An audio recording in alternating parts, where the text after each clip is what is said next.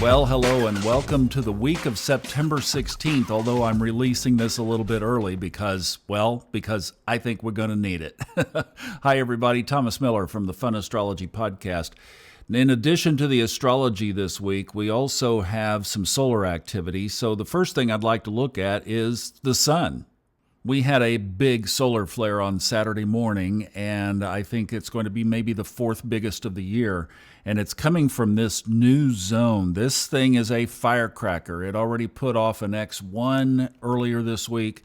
So as this treks across the sun's surface, we're going to see it definitely giving us some activity over the next couple of weeks. We also have a spot here, and this one is moving on out, so it's almost on its way to the, as they say, the western lobe. But basically, this is the one that we have to watch, and that is going to be throwing us a lot of solar activity. Remember, this comes in two different forms.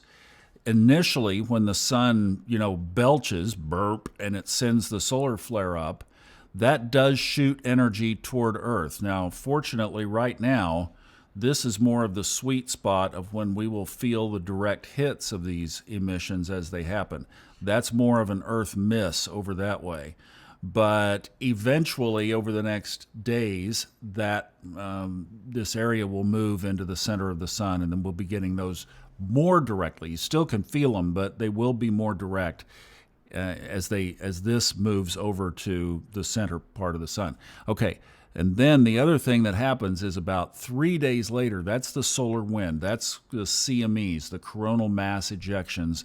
And that's what causes a lot of the challenges. Like, I can feel it in my heart, not the initial, but the subsequent. I do know a lot of people, though, that say they don't feel the subsequent and they do feel the initial. So be aware that on top of everything that we're going to talk about with the astrology, we have this going on as well. All right, this is going to be an interesting video because a little bit different than what we've done in the past. I'm going to talk more broadly, and then we'll have to rely on the audio podcasts this week to break everything down. I'm going to show you the macro, and then you'll get an idea of what the energy this week is going to look like. First of all, let's take a look at Monday, and we just have a couple of things. I will point out that we have Mercury is still the oracle planet, and it will be until the end of the month. It changes on October 1st. It will then have boot, scoot, and boogied right past the sun, and then Mars will be our oracle planet. Oh boy. So all things Mars will take over the 1st of October. Now, the couple of things today. So first of all, at 5:38 this morning, early, the sun moves into The sun moves into Pisces. Come on, Thomas. The moon moves into Pisces. You'll see from here that it already has. Now, that sets us up for tomorrow's eclipse, or for Tuesday's eclipse. Jenny Geyer is joining us with her thoughts on this. I'm going to have Jenny, Elisa, and Kristin on the podcast this week. I'm excited for that. We'll mix it up a little bit, get some other opinions in here on this, but Jenny will be talking to us about the eclipse on Tuesday. So bottom line, that will happen at about 25 degrees, 40 minutes, 41, depending on where you are. The moon will be moving into that position of the opposition with the sun. We'll look at that tomorrow.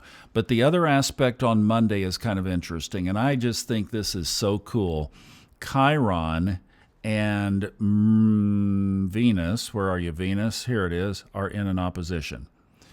And in the audio podcast, I did a little bit of digging on Chiron, and I just found something that is really totally cool. And the idea of this opposition, obviously Mercury of the mind, Mercury of the thoughts, Mercury of the communications, in this pull, this tension with the wounded healer. And Cookbook and basically everybody, myself included, we talk about Chiron, we talk about our wounds. You can look in your chart to see where your Chiron is, the house or houses where it is. If you look at different signs, you can do that with Chiron, I think. It gives you a bigger picture. Look at whole sign, look at Placidus, look at equal, and see what they say, because in mine, it moves from the 8th to the 9th, and I think both are very valid pictures of the wounds that my soul brought in to resolve. Which one is right? Yeah, they both are, exactly. But with Chiron, I dug into the mythology a little bit, and I just thought this was so cool. And I want to take a minute and just share it here too. That, you know the story, that basically Chiron was an immortal centaur. And I discovered that the centaurs in this, it refreshed my memory, that centaurs are a rowdy ragtag bunch of renegades, basically, but not Chiron. Chiron was a balanced centaur. Chiron was a teacher, in fact, was a mentor to many of the other gods. Chiron understood medicine, plant medicine especially, herbs, and was a gardener kind of thing. So there's just a whole different picture of Chiron's purpose and intentions. And when his foot was wounded by the poison tip arrow, he went to that background to try to heal the wound, but it didn't work.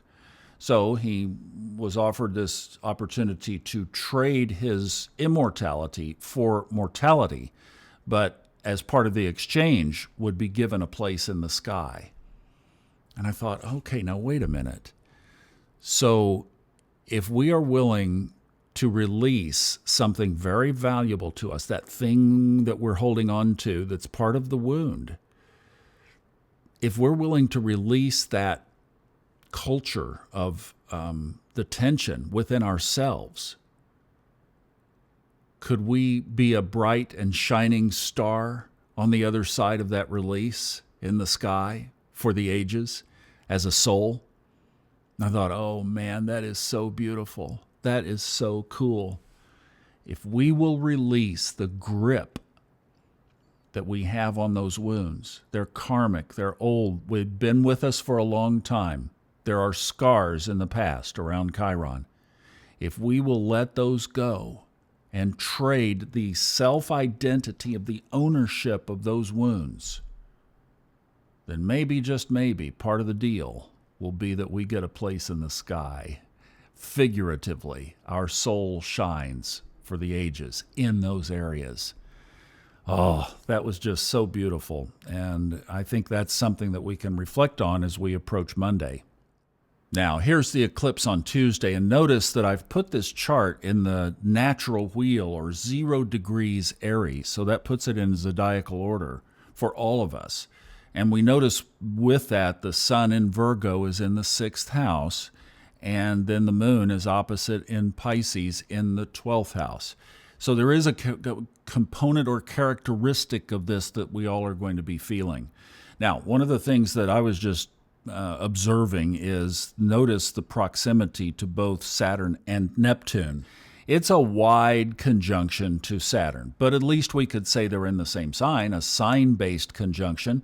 Or if you wanted to split hairs, around 10 degrees, it's a little outside of that exactly. That's what I say is, but just know that Saturn is in the neighborhood, one way or the other, of this full moon and lunar eclipse. The moon is at 25 degrees 40 minutes, and then it is just 3 degrees away from Neptune. So there is this whole triple, quadruple, boom, big impact of everything 12th house, which is ruled by Neptune and Pisces. Neptune in Pisces, 12th house, da-da-da-da-da.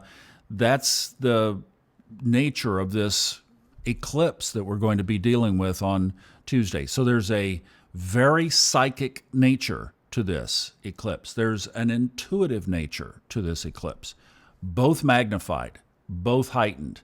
There's also the shadow sides of the 12th and Neptune and Pisces. So there's the lies and delusion. How many of you have either felt or know somebody who has experienced or said that they just feel like they're walking around like a zombie right now? Well, we haven't been in the queue for this because the moon only moved into Pisces on Monday, but we are moving toward this, and I felt it myself. Last week was not an easy week. So here we are again. We're going to be feeling both sides of the coin. So we have to separate, and we have to grab this bull by the horns, and we have to figure out how we're going to experience this week of energy, because it's not only this, there's a whole lot of other stuff that I'm going to show you, but we are definitely in this pull of the Neptunian fog and illusion and just the confusion, I think, is probably what's heightened the most right now.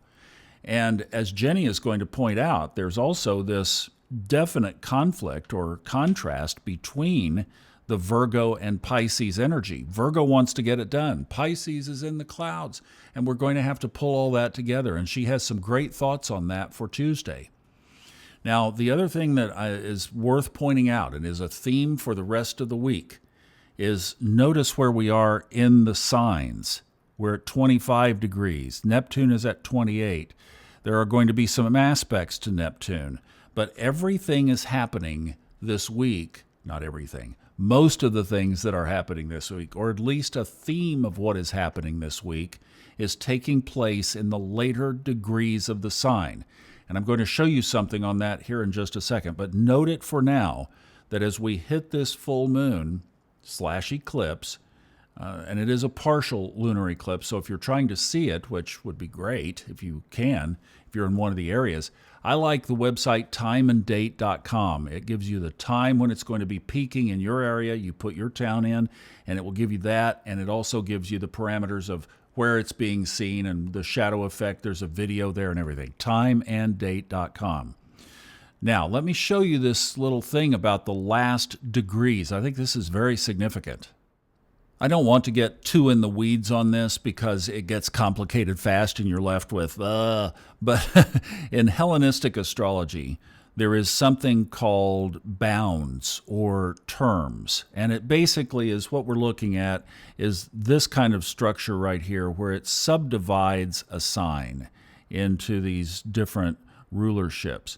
So the thing that I'm pointing out here is this is the Egyptian terms or Egyptian bounds way of looking at the chart. And if you'll notice, all of the last degrees before the sign change, it doesn't matter which sign you're looking at. Here, all these are Saturn, notice, and then some of them are Mars. And it's either Saturn, Mars, all the way around. All the later degrees of the sign are ruled by a malefic planet. And that gives us a clue that the ancient astrologers, if we were to go back and bring one of them forward, they would say, oh yeah, the ending degrees are more challenging. And there are various reasons why they say that. And now for those of you who have 29 degree or 28 degree or something planets, you're going, I get it. It's like, yes. But if you look on the chart, just take a look at this, and then we'll go back to our other view. But even the full moon that we were just talking about, the eclipse, is in a later degree. Uranus in retrograde in a later degree. Jupiter's moving in that direction, not quite there yet. The sun is going to be crossing into the later degrees and changing signs this week before our report is over. So is this one, Venus. So, and obviously the big boy, Pluto, is just dipping its toe only at 29 degrees Capricorn. And we pointed out Neptune as well. So you can see how a lot of the structure and the big themes and a couple of the triggers in this chart are in those later degrees. I think that's worth taking note, and don't forget that as you're feeling wonky energy this week, there it is. I mean, realize that the ancient Egyptian, Hellenistic, etc. period astrologers would all agree, yes, this time right now is challenging. Now, can we take our coin out and look at both sides of the coin? Well, absolutely we can. And an evolutionary astrologer like Steve Forrest, he would wipe this off the chart and he would say, it's all there for a purpose. And it is, obviously. So I want you to understand the difference between Paramahansa Yogananda, give me the least beneficial time to start something based on astrology. I'll start it and I will make it successful. Now that's our personal power. Two sides of the coin. But if you're feeling like a zombie, or you get in the middle of a work project or something's going on and then all of a sudden you stop and you go, why am I feeling this way? Remember this little rainbow colored chart and those Egyptian subdivisions and go, yes, there's a lot of energy right now to make it so. Do your work, climb back on the other side of it, and we'll keep going. Okay, now here is Wednesday. We've already talked about two oppositions this week. We talked about Monday's Venus Chiron, and then yesterday's Sun Moon. Of course, the moon has moved past that now, but we have another one today, and it happens early this morning, and it's at 4:50 a.m. Eastern. Mercury is opposite Saturn. Now, we're going to start putting a picture together here of something that's very interesting. But we also have a positive aspect, and it's the one that we had in there last week. Let me really mark this thing up like crazy. You see the kite here, the blue kite? Now, in this software program, blue means the more favorable aspects. So we still have from last week, we talked about Uranus, Pluto, Neptune, and the Sun, all in this kite aspect. So there's the positive and the tension playing itself out. But I went through the week and I took my honeycomb, and it is well marked up for this week. I can promise you that. And I did a scoring. I don't think I've ever done this before on the podcast. And I did a score of what we had as far as aspects. First of all, through the week, there were 3 oppositions. Well, I just showed you those. 2 squares and 2 exact trines. So that's a 5-2 score of challenging versus benefic or easier aspects. 5-2 for the week. And then I wanted to see who was involved. Who were the players this week? And the number one player with the score of 5 involvements, and I took everything, changing signs, aspects, whatever. 5 times the Sun was involved. And then interesting, 3 times Venus was involved. Mercury was involved twice. So you see here, this quadrant right here. Boom, that's the majority. And then we had Neptune once. Pluto was twice. We could score that twice for Pluto, transformation theme. But Neptune, Jupiter, and Uranus were all 1. Saturn was in there too for 1. Yeah, Saturn was there for 1 too. So everybody else had 1. These are the majors. So then we've seen the 3 oppositions. We have a couple of squares coming up, but there's just this element, and this is where I was saying is we'll have to rely on the daily podcasts. We won't pick apart Mercury, Saturn right now. However, let's talk about one other thing. Let's just look right here at where some of these red lines go. This red line goes from Virgo to Pisces. This red line goes from Libra to Aries. This goes from earth to water. This goes from air to fire. This is mutable to mutable. This is cardinal to cardinal. So then you would think about, well, if this is kind of messing with my head, then how do I find the solutions? Well, for example, this gets a little bit deeper, but you have to look at the points in between these 2 signs. So we're at the later degree of Virgo, basically, the later degree of Gemini, and you would look, and I'm guessing that that's going to put us here in the earlier degrees of Leo. So one of the areas just on this, if you were exhibiting like the magnification that Jupiter has been doing now, boy, has it ever been magnifying. And if you're feeling this, things aren't the way they're supposed to be kind of tension, and you look in the middle and you find the early degrees of Leo, you could say, well, then the point of solution to this, based on the chart at least, is to gain your self-confidence back. Figure out, now wait a minute, I'm here for a purpose. I'm here, Leo, think about the shining out, the radiating out of you. So put aside the chatterbox and you step into the essence of who you are. Throw your shoulders back, your chest out, and stand up in the world. Stand up in your own space. If you don't have a world, make your own microphone, But the idea is, wait a minute, get back to your identity. Leo ruled by the sun. The sun, our identity. Get back to your identity and turn the noise of the it isn't perfect or the Jupiter magnifying division. I mean, it's like, yeah, if you're feeling back and forth, wait a minute. The sun is a fixed point. Leo is a fixed sign. Get back to being fixed, steady. Turn that other noise down and say, I'm going to go in this direction. This is attention. Things grow where attention goes. I was trying to think of the little acronym there. But yeah, grow your own self-confidence would be the solution to that one. Now, I know there are others and we can't go into all of them, but that's how you basically could look in the chart and find solutions to offset these energies, the midpoints. Very valuable. Now, Thursday's one aspect in the sky. It's at 10:04 in the morning Eastern, so it is the Sun and Uranus. Gives us a little bit of hope and something that we can focus on midweek. All of these energies are building and crescendoing. I'm showing you the crescendo parts, but realize that this has been building all week too, and it's part of this kite that I showed you. See, there's all the rest of it. So you can think about Uranus. I'm going to pull all that out. Uranus is the planet of our genius. I like to think of it as Wayne Dyer's Don't Die with the Music Still in You. That's the genius of Uranus. It's that hidden desire inside of you that wants to come out, but for whatever reason has been stifled. And this is the opportunity to bring it up and out, and beautifully so. That's the aspect. They are cooperative, it's positive, it's a trine. It's like you, the sun, you are your whole self-identity can lock onto this through the week.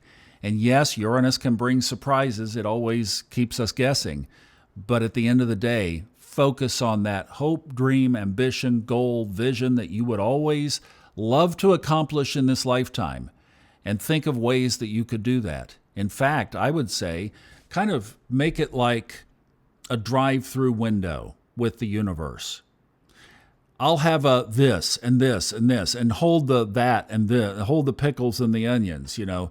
And I'd like a shake instead of a carbonated sugar drink. And yeah, like that is one better than the other. But you get the idea. Paint your picture of what you would like from the drive-through when you pull up, and focus on that through this week.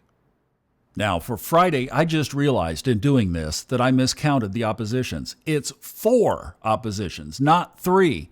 1 on Monday, 1 on Tuesday, 1 on Wednesday, and 1 today. That's 4. So my bad on that. I didn't, somehow, when I was counting these earlier, I didn't get them all together in one place. But here we are on Friday with another one. And this is the exact opposition between the Sun and Neptune. We've already talked about this, but there is that same kind of tension that we talked about back on Tuesday with the full moon eclipse, is that we're having this just confusion and this Neptune fogginess that we have to climb up and over. So you get the point, and it's later degree, 28 degree aspect. It happens in the evening. It's at 8:16 p.m. And I like to keep my chart, as I'm doing these podcast charts, I like to keep it set for the morning. That's just the way I prefer to do it. There's a lot of ways you could look at it. You could go back to that 0 degree Aries perspective and look at it through that lens. However you look at it, you see that we are again here in the later degrees of the sign. So, for one thing, we're kind of wrapping up the characteristics of those signs. It's almost time for Libra season, and we'll show you that sign change here in just a minute. Sunday's a busy day, but it also is that we're wrapping these things up. Now, Neptune is not going anywhere. It's going to be at the last degrees of Pisces all the way until early 2026. So that one is stuck there.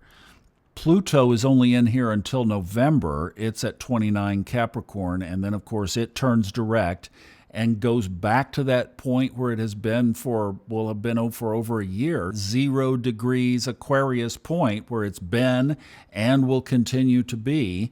And that is incubating at the early degrees, and that makes even that 0 point of Aquarius very significant, because every planet that changes signs touches it.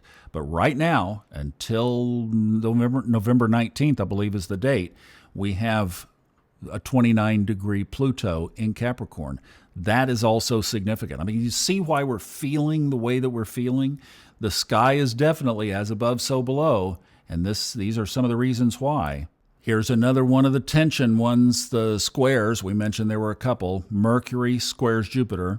There's that conflicted mutable axis. So as we were talking about, it's building through the week. Here's the crescendo on Saturday morning. Early Saturday morning, 4:49 a.m. Eastern is when this is exact.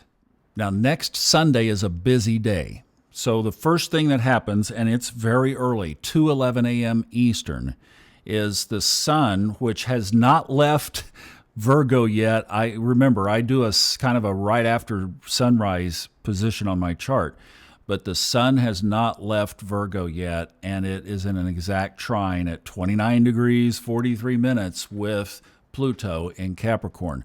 So then by sunrise, you see it like this. Then the sun is in Libra by a couple of at least minutes. It's ticked in there. But everything that leaves a sign kisses Pluto one way or the other. So what this is looking at, I mean, think about this, the transition between Virgo characteristics of get it done right. If not, let's lash out, let's criticize, organization, to Libra's artistic, beauty, loving, enjoying the journey rather than worrying about the details. That's the shift that's taking place. And this is a positive aspect. So there's power around that through Pluto, and there's transformation around that through Pluto. So what we could do is a little tick file note for the end of the week. Just don't sweat the small stuff. Enjoy the journey. Smell the flowers. See the beauty around you. Don't get lost and caught up in the details, and especially don't make it such a big deal that with Pluto, it brings death to a situation. In other words, let it really, truly let it go. The next aspect on Sunday, almost hidden up here at the top of the chart silently, but the moon enters Gemini from its position in Taurus. So now the moon has gone this week all the way. Remember, we were here, right? So now the moon by next Sunday has catapulted all the way up into Gemini. So remember, as we're putting all of this together, we've got two air signs represented now because the sun is now in air and the moon is in air. So there is a trine shaping up as well. And that is going to, from a perspective of the mutables, bring things together. Here is this amplification of the mind. Mercury wasn't in as many of the aspects this week, but it still is in a very significant position, and it's at home, so it's happy where it is. So realize when you catch this wave of the sun and the moon in this trine next Sunday, that there is this support for renewing our mind, like our mind can think more clearly. Yes, I know Gemini is divided, and yes, I know we're talking about a mutable there like we were, but just keep in mind that if we focus on the positive side of this, we're going to be able to think things through more clearly. We're going to get some creative thoughts. We're going to get some solution kind of ideas from this aspect. Then just going chronologically through the day, 8:43 Eastern, we've already talked about it here, we had it in position, but the sun officially crosses out of Virgo into Libra, 8:43 Sunday morning. And then remember, we said we had two squares of the week. Well, here's the other one. On its way out of Libra, leaving its home sign, Venus squares Pluto. And that's a last aspect, last gasp of breath, because then at 10:36 p.m., Venus moves into Scorpio, where it's not happy. So that's the picture of the week. Now, this tension between Venus and Pluto, that also is, see how all these are just interweaved.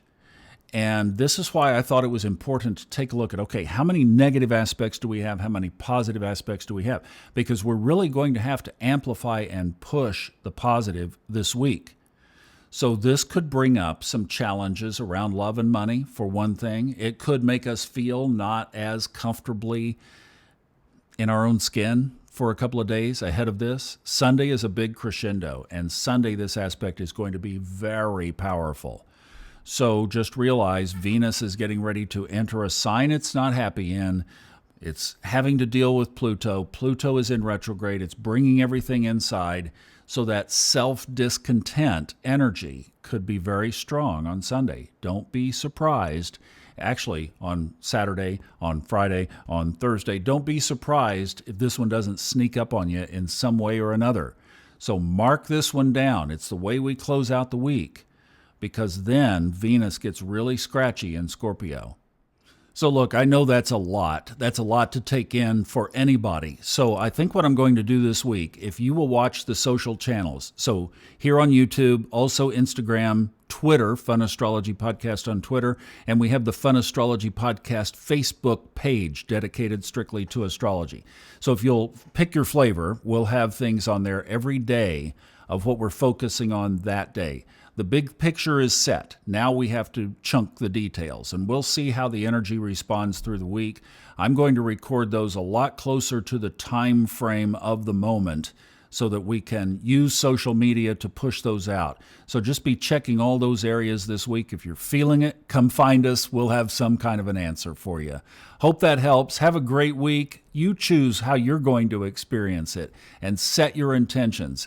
Where your attention goes, the expansion grows. So focus on what you want out of the week and go get it.